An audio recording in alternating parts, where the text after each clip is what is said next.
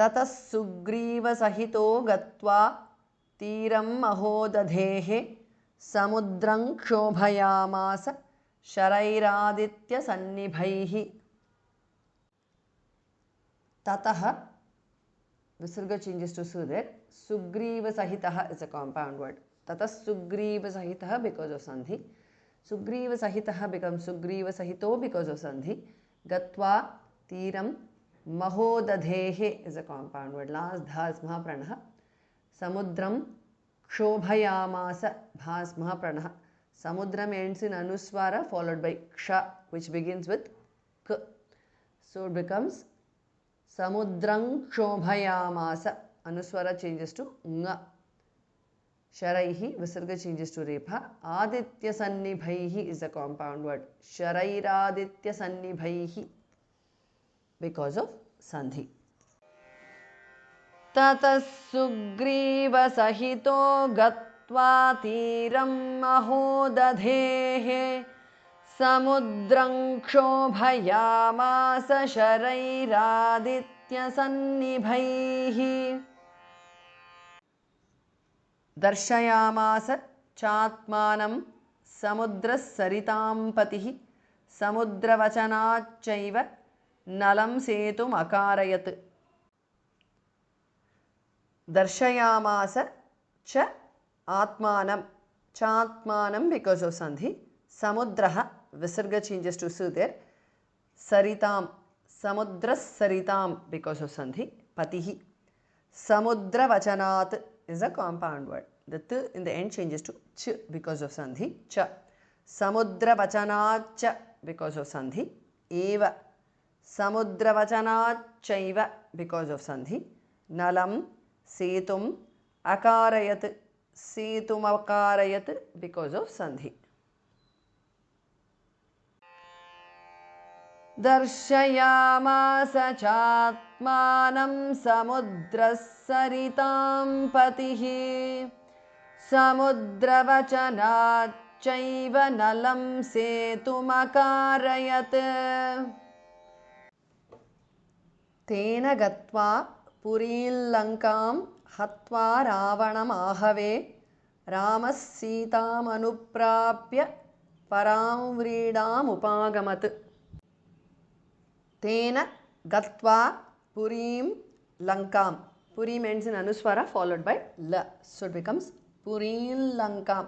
The Anuswara changes to the nasal of La. Hatva Ravanam Ahave.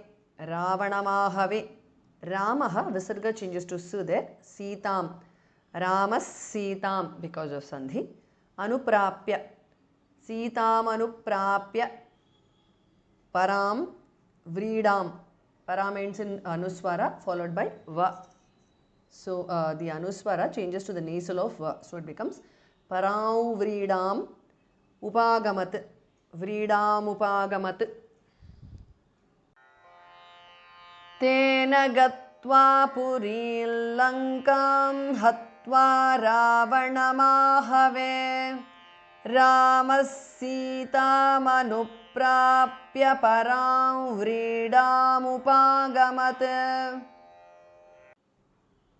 Tamuvacha Tato Ramah Parushan Janasamsadi Amrishyamana Sa Sita Vivesha Jwalanam Sati Tam Uvacha Tamuvacha Tataha becomes Tato because of Sandhi. Ramaha Visarga changes to Upadhmaniya. Parusham. Ramah Parusham because of Sandhi. Janasamsadi is a compound word. Amrishyamana Sa Sita Vivesha Jwalanam Sati. Tamuvacha Tato Ramah Parushan Janasamsadi Amrishyamana Sa Sita Vivesha Jwalanam Sati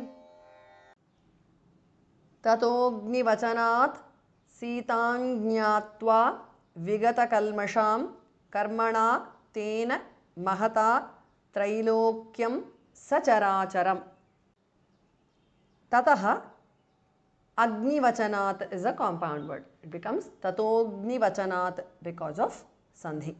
Sitam Jnatva. Sitam ends in Anuswara followed by Jna. Jna is a Sanyuktakshar which is a combination of J and Nya.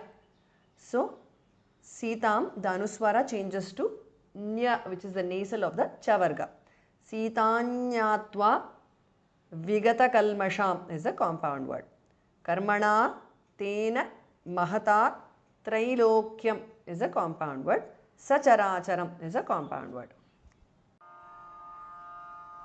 Tatoghnivachanat sitan jnatva vigata kalmasham karmana tena mahata trailokyam sacharacharam.